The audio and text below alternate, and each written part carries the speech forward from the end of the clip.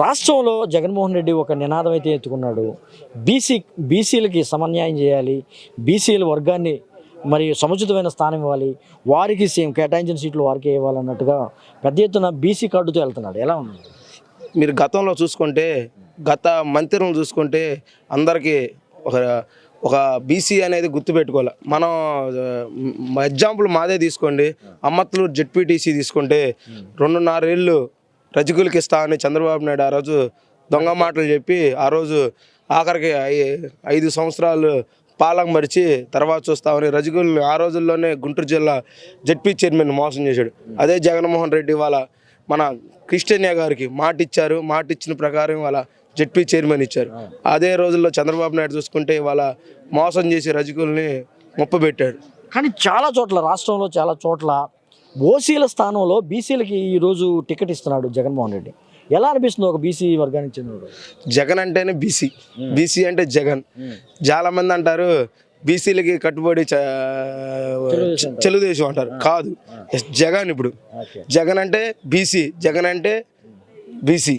ఇవాళ ఆ నిదానంతో ఇవాళ ప్రతి ఒక్కళ్ళు జగన్ మీద అభిమానంతో జగన్ వాళ్ళ నాన్నగారు చేసిన పాలన కానీ ఇవాళ వాళ్ళ నాన్నగారు కూడా చూసుకుంటే మీరు గతంలో ఉన్నప్పుడు ఎంతోమందిని ఎస్సీ ఎస్టీ బీసీ మైనార్టీలు అందరినీ దగ్గర చేసి ఎంతోమందికి పదవులు ఇచ్చాడు. అలాగే ఇవాళ రాజశేఖర్ ఇవాళ జగన్మోహన్ రెడ్డి గారు కూడా అలానే ఇవాళ క్యాబినెట్లో కానీ మీరు ఎమ్మెల్యేలో కూడా చూసుకుంటే మరియు డైరెక్టర్లు కానీ చైర్మన్లు కానీ ప్రతి ఊర్లో కూడా ఒక బీసీ అనే కులానికి ప్రాధాన్యత ఇస్తున్న ఏకైక ముఖ్యమంత్రి జగన్మోహన్ రెడ్డి.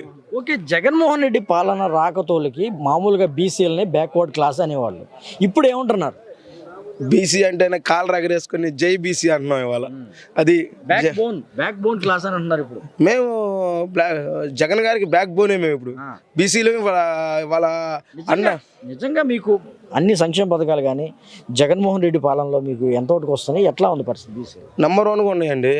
మా జన్మభూమి కమిటీలోగా మాది డైరెక్ట్ నీకు పెన్షన్ వచ్చిద్దా డైరెక్ట్, నీకు ఇళ్ళ పట్టా వచ్చిద్దా డైరెక్ట్. మా జన్మభూమి కమిటీ కాదండి, మాది ప్రజల పాలన. జగన్మోహన్ రెడ్డి అంటే ప్రజల పాలన.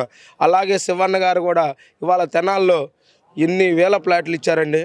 పెదరావూరు లేఅవుట్ చూడండి, ఒకసారి కూచిపూడి లేఅవుట్ చూడండి, మరియు ఇటు సిరిపురం లేఅవుట్ కాదు నేలపాడు కానీ ఎక్కడైనా చూడండి ఊర్లుగా విభజిస్తున్నారు. ఊళ్ళే ఒకసారి సిరిపురం గ్రామం చూడండి, 100 ఎకరాలు గట్టిగా ఒక ఊరు. అది నేలపాడు ఒక ఊరు, పెదరావూరు ఒక ఊరు, మన కూచిపూడి రోడ్లో ఒక ఊరు. ఓకే, ఊళ్ళు కట్టిస్తున్నారు మీరు అంటున్నారు. కానీ చంద్రబాబు నాయుడు అంటున్నాడు ఆ సెంటు భూమి ఏం సరిపోద్ది అంటున్నాడు. సపోజ్ మీరు ఒక రెంట్కి తీసుకోవాలి, వాళ్ళ హౌస్ ఎంత ఇవ్వాలా? సింగిల్ బెడ్రూమ్ హాల్కి ఇచ్చింది తీసుకోవాలంటే వాళ్ళ 8,000 లేని ఎక్కడ రావట్లా. ఇవాళ 45 గజాలు ఉంటే 3 పిల్లలకి సరిపోదండి. ఒక్కసారి మీరు వచ్చి చూడండి పెదరావూరు ప్లాట్లో ఎంత చక్కగా నిన్నే ఇనాగ్రేషన్ చేశారు.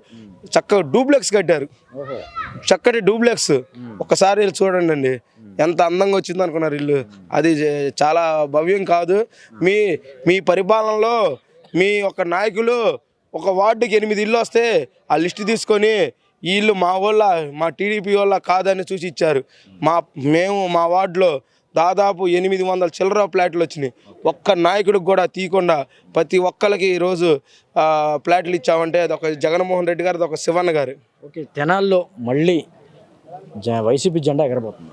ఎస్, మామూలుగా కాదు. శివన్న గడ్డ లోకల్ శివన్న. మళ్ళీ రేపు శివన్న ఎమ్మెల్యేగా గెలుస్తారు, క్యాబినెట్ మినిస్టర్గా ప్రమాణ స్వీకారం చేస్తారు.